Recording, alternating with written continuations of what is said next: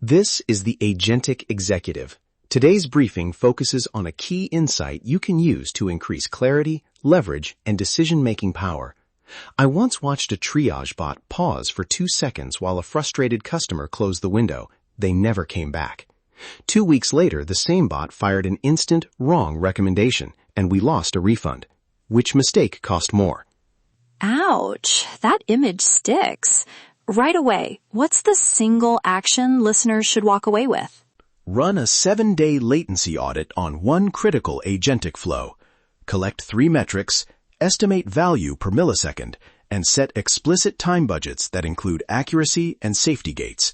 Small effort, big clarity. Good, but before we jump into the how, give me the mental model. Why treat latency like a budget rather than a performance number? Because time in a system is a scarce allocatable resource, like compute or headcount or runway. You can't spend it everywhere.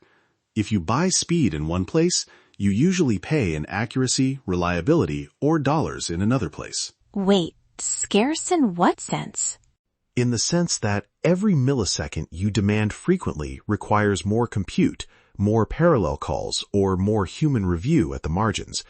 So you need explicit allocations, 100 milliseconds for this flow, 2 seconds for that flow, and a documented business justification for each allocation. Patterns create power.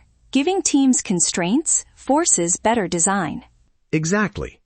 Now, the practical triangle to hold in your head: time, accuracy, cost. You can't maximize all three. Let me give concrete examples so this isn't abstract. First, customer-facing recommendations. Trim 50 milliseconds and candidates appear while a user is still actively engaged. Conversion can rise measurably. 50 milliseconds? That's tiny. You actually see that on funnels? Yeah, when the UI is primed, those milliseconds compound. But second, compliance or legal decisions. Speed rarely adds value. Correctness and auditability do. Third, support triage.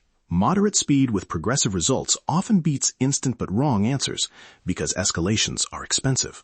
So the rule is optimize latency where marginal business value per millisecond is positive. But how do you quantify that marginal value in practice? Conversions and costs are noisy.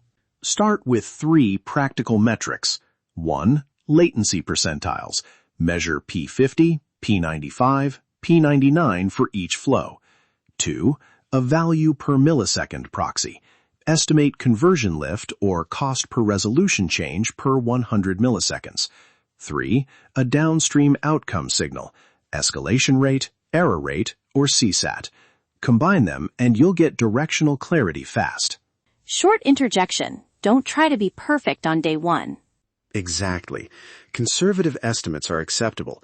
The goal is to see where milliseconds actually move outcomes, not to produce a white paper.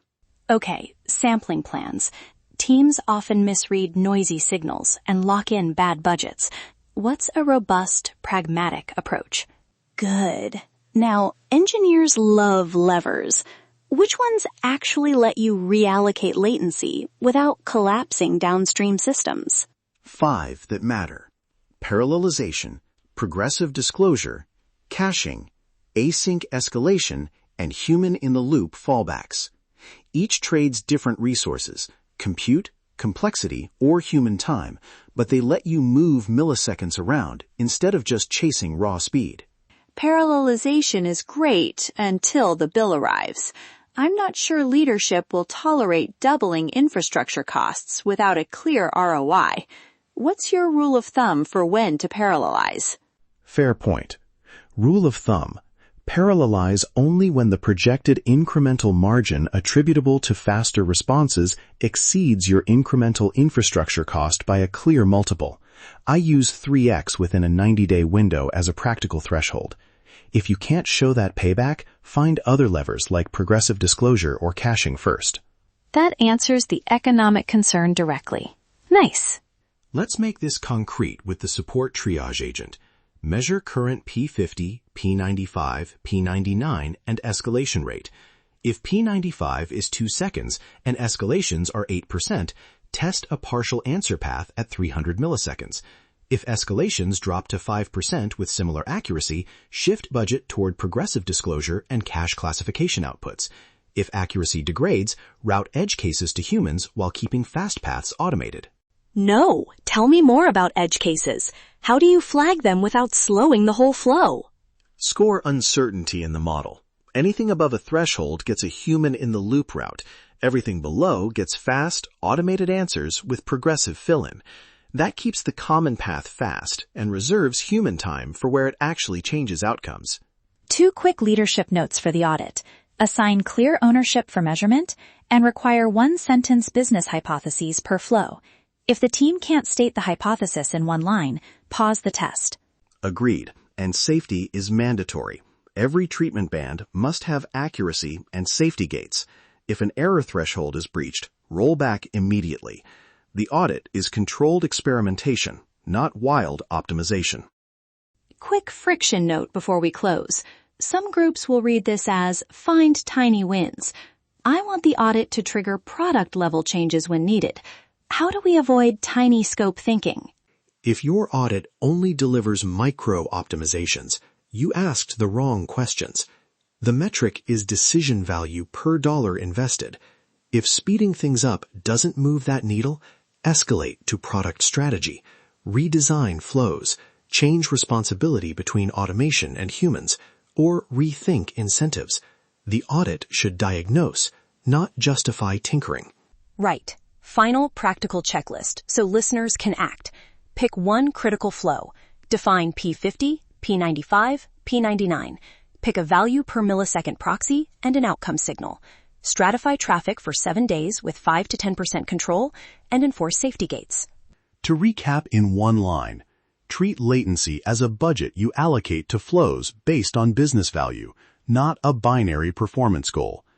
The 3 supporting points, the time, accuracy, cost trade-off, simple metrics and sampling to reveal value per MS, and operational levers to reassign latency without breaking trust. The 7-day audit is the instrument you run to reveal those allocations. Patterns create power. Run the audit, measure conservatively, and use results to reprioritize flows. You've been listening to the Agentic Executive.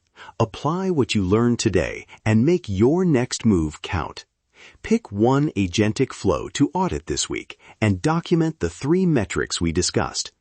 If this briefing helped, subscribe for daily intelligence briefings that cut through noise and give you practical moves for technology and strategy. Stay agentic.